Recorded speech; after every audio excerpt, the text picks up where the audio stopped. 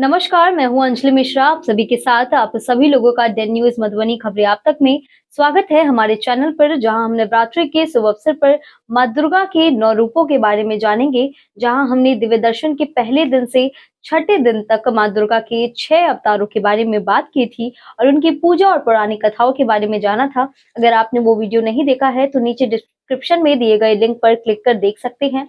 आज नवरात्रि का 7वां दिन है और आज कालरात्रि माता की पूजा की जाती है। तो आइए जानते हैं कि मां कालरात्रि कौन है और उनकी पूजा का क्या महत्व है।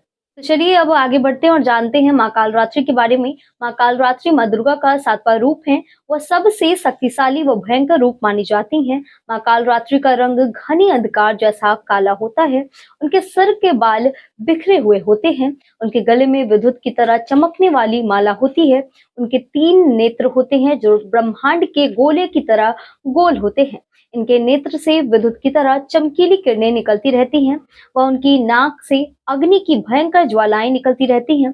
उनके ऊपरी तल लाल रक्तिम वस्त्र से और नीचे का आधा भाग बाघ के चमड़े से ढका हुआ रहता है। उनके 4 हाथ होते हैं। वह उनके एक हाथ में खड्ग यानी तलवार, दूसरे हाथ में लौह शस्त्र, तीसरे हाथ में वर मुद्रा और चौथे हाथ अभय मुद्रा में होती है। उनका वाहन गर्दभ होता है। वह मां कालरात्रि को महायोगेश्वरी, महायोगिनी और शुंभकरी भी कहा जाता है। तो चलिए अब मां कालरात्रि के बारे में कुछ पौराणिक कथाएं जानते हैं। एक पौराणिक कथा के अनुसार एक रक्त बीज नामक एक राक्षस था। मनुष्य के साथ देवता भी इससे बहुत परेशान थे। रक्त बीज दानव की विशेषता यह थी कि जैसे ही उसके रक्त की बूंद धरती पर गिरती थी तो उसके जैसा एक और दानव बन जाता था। इस राक्षस से परेशान होकर समस्या का हल जानने सभी देवता भगवान शिव के पास पहुंचे। भगवान शिव को ज्ञात था कि इस दानव का अंत माता पार्वती ही कर सकती हैं। भगवान शिव ने माता पार्वती से अनुरोध किया। इसके बाद मां पार्वती ने स्वयं शक्ति व तेज से मां कालरात्रि को उत्पन्न किया।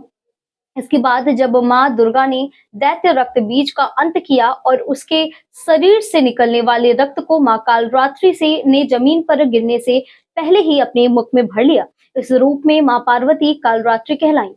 तो चलिए अब आगे बढ़ते हैं और मां कालरात्रि की पूजा अर्चना के बारे में जानते हैं। मां को लाल रंग के वस्त्र अर्पित करें, क्योंकि धार्मिक मान्यताओं के अनुसार मां को लाल व नीला रंग बहुत पसंद है। मां को स्नान कराने के बाद पुष्प जरूर अर्पित करें।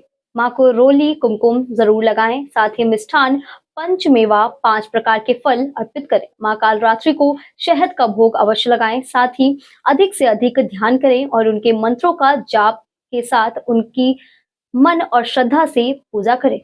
आगे बढ़ते हैं और जानते हैं कि मां कालरात्रि की पूजा अर्चना करने का क्या महत्व है। मां कालरात्रि की पूजा करने से सभी तरह के संकटों से मुक्ति मिलती है। मां कालरात्रि की कृपा से बुरी शक्तियों का प्रभाव खत्म हो जाता है। वह दुष्टों और शत्रुओं का संहार करने वाली माता है और मां कालरात्रि की पूजा करने से तनाव भी दूर हो जाता है। धार्मिक मान्यताओं के अनुसार मां कालरात्रि की पूजा अर्चना करने से सभी सिद्धियां प्राप्त होती हैं। मां कालरात्रि की पूजा करने से व्यक्ति भय मुक्त हो जाता है। साथ ही अपने भक्तों को वह अकाल मृत्यु से रक्षा करती है।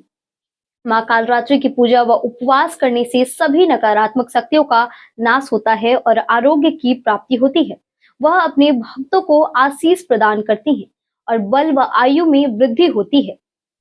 तो ये थी मां कालरात्रि की पूजा और उनसे जुड़ी कथा। अगर आपको यह जानकारी अच्छी लगी हो तो हमारे चैनल डेन न्यूज मधुबनी को लाइक, सब्सक्राइब और शेयर करना ना भूलें। और नवरात्रि के शुभ अवसर पर मां कालरात्रि की कृपा आप सभी पर बनी रहे। जय माता दी।